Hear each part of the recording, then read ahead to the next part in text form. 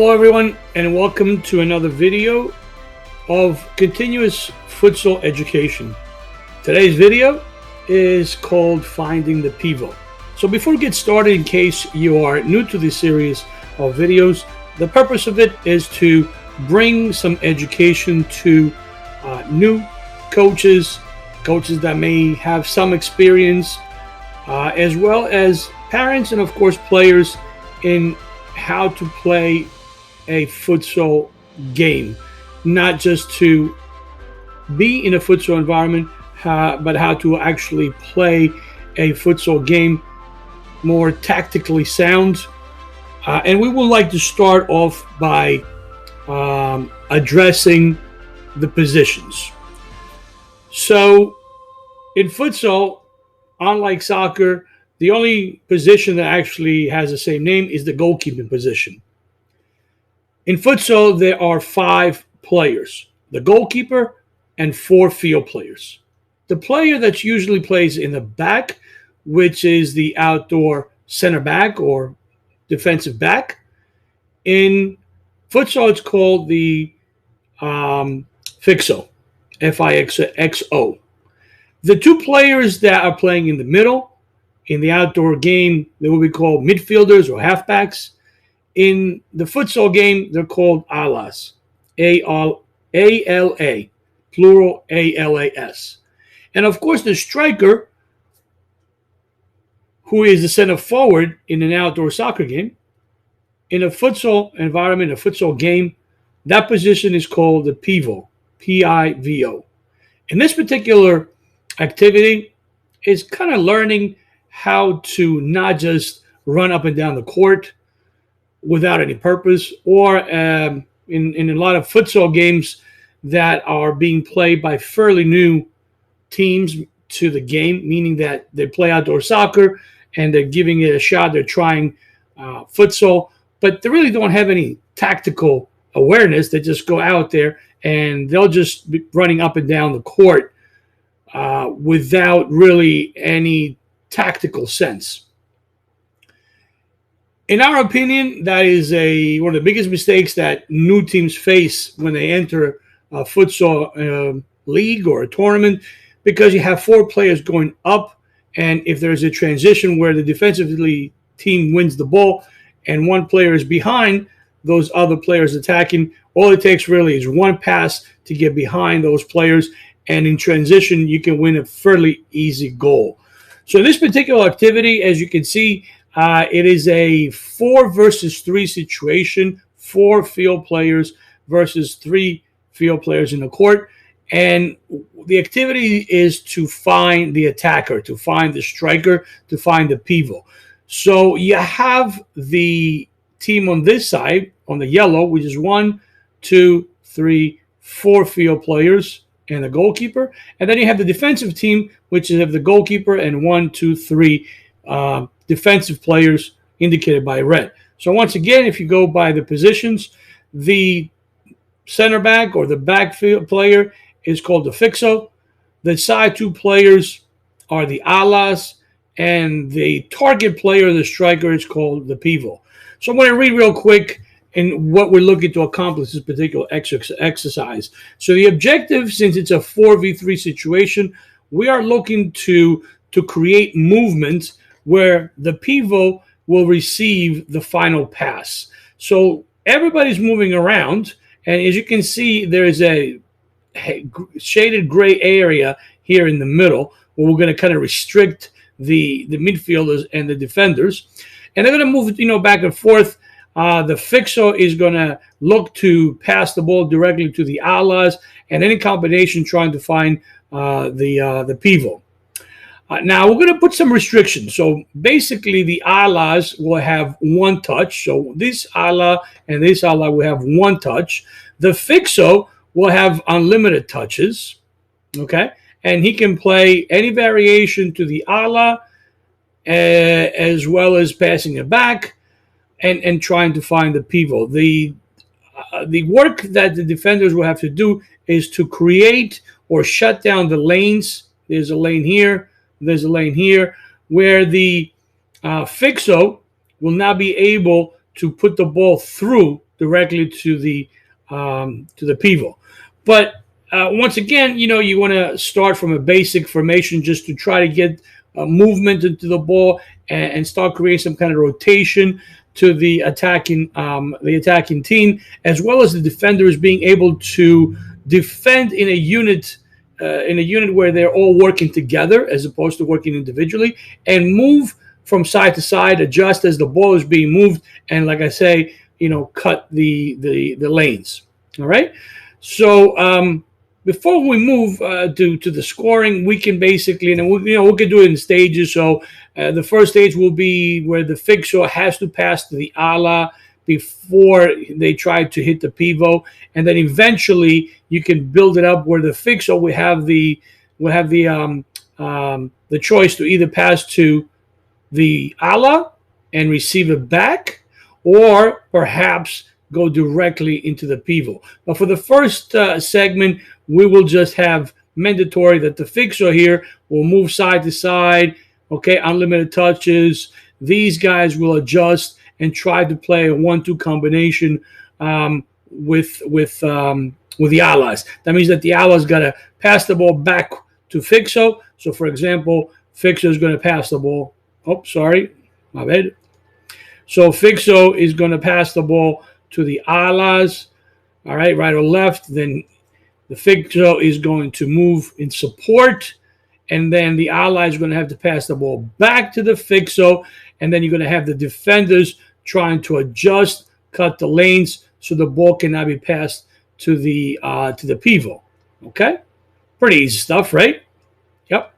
Now the defenders will also have to stay inside this shaded area to try to make it a little more interesting, because again, the primary objective of this activity is for the attacking team to get better at moving the ball and finding solutions to pass the ball to the pivo.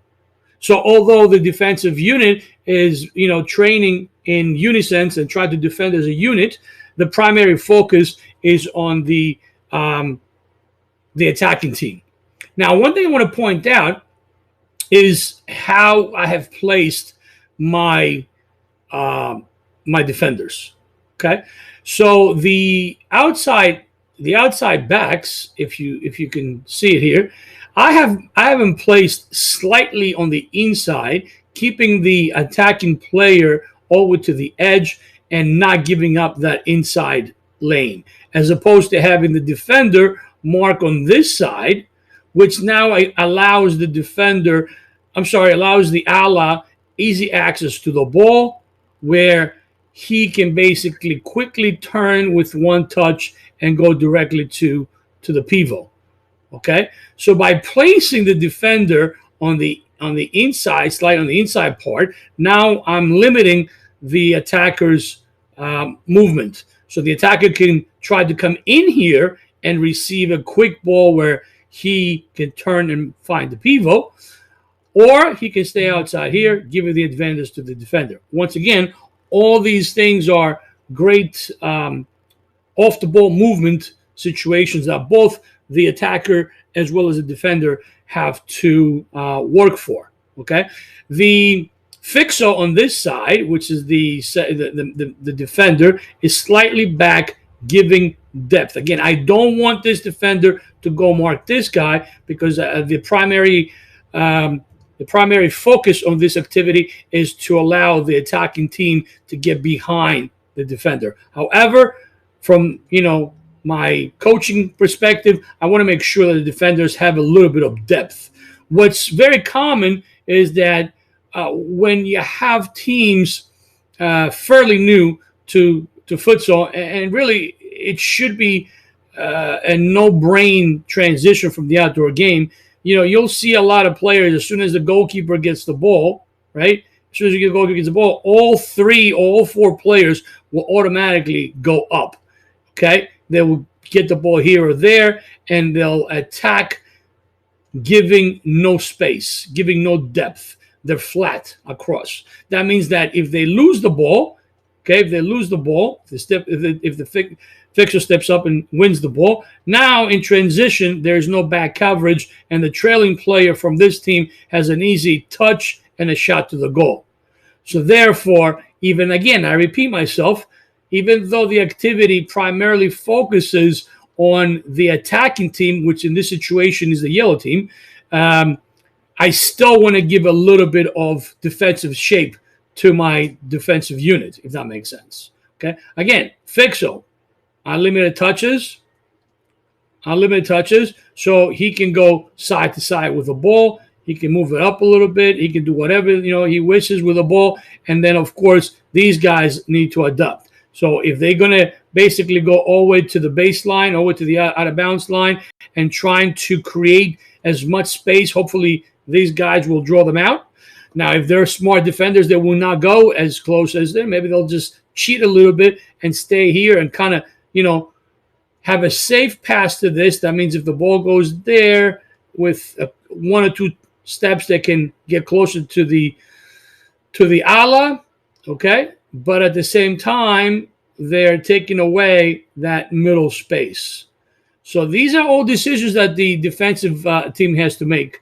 Where they're going to stand, how they're going to move, and of course, as the Fixo is moving side to side or moving with the ball, the defensive team has to try to maintain their defensive shape, okay, not running all over the place, keep their defensive shape, but at the same time, cut lanes, okay? On the other side, which is the attacking side, one of the things that we want to try to teach our players is always trying to find the space. So if the defensive team is playing really close to the attackers or the alas, where is the space? Well, there's quite a bit of space here, okay? So maybe our Fixo will bring the ball up and see if he can get any of these guys, the defensive guys, to take a bite. Maybe the Fixo will step up to cover. And if that's the case, maybe the ala will go overlapping, giving a one touch here, okay? Quickly, the Fixo moves to space, plays it back, and then directly to pivo, if that makes sense, okay? Or maybe the Fixo will stay in that position, and as the attacking Fixo comes up, maybe this defender will bite and try to cheat a little bit.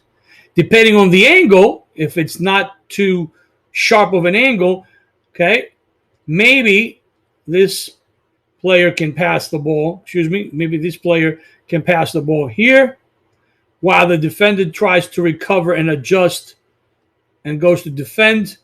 Fixo steps up, quick touch back, and through to pivo. Okay, so all these things, I hope you guys see how important is the timing, the spatial awareness of the players, the movement with the ball and without the ball, and of course, the players' ability to make decisions on their own after the coach gives a few ideas on what they can do. As far as to make the game interesting, you can basically say, hey, if the attacking team gets the ball to pivo, they get a point. If the defensive team steals the ball, they get a point. And then you progress it where the pivo can also score goals. So if the attacking team does get the ball to them, okay, now once the pivo touches the ball, the defensive players can break in out of the shaded area and try to defend live. And of course, if the pivo gets a goal, we can say that that's a 3-point situation. So nice little game again, and the training and the focus of this is being able to find the pivo. This is as simple as it gets. That means that you're doing an activity where the 4 players are kind of set. In other words, I'm sorry about this. So the Fixo is kind of set in his position playing Fixo, and the alas are set in their position playing alas, and the pivo is set in the position playing the pivo position. However, as it progresses, it doesn't mean that we can pass the ball to the ala, okay? And maybe the ala can pass across go through. The pivo comes back. The ball gets played back to fixo again. Now this ala goes across. This guy becomes ala, and this guy becomes fixo. And this fixo kind of stays stationary. Or once again, you can have, after passing the ball, this fixo follows the ball. Okay? Maybe give a touch back. This guy goes across. This guy drops back. This guy becomes ala. So there's a lot of different variations you can do. And basically, and that's one of the beauty of futsal, the player's imagination. And once you, as a coach, try to teach them to move with and without the ball, the possibilities are countless.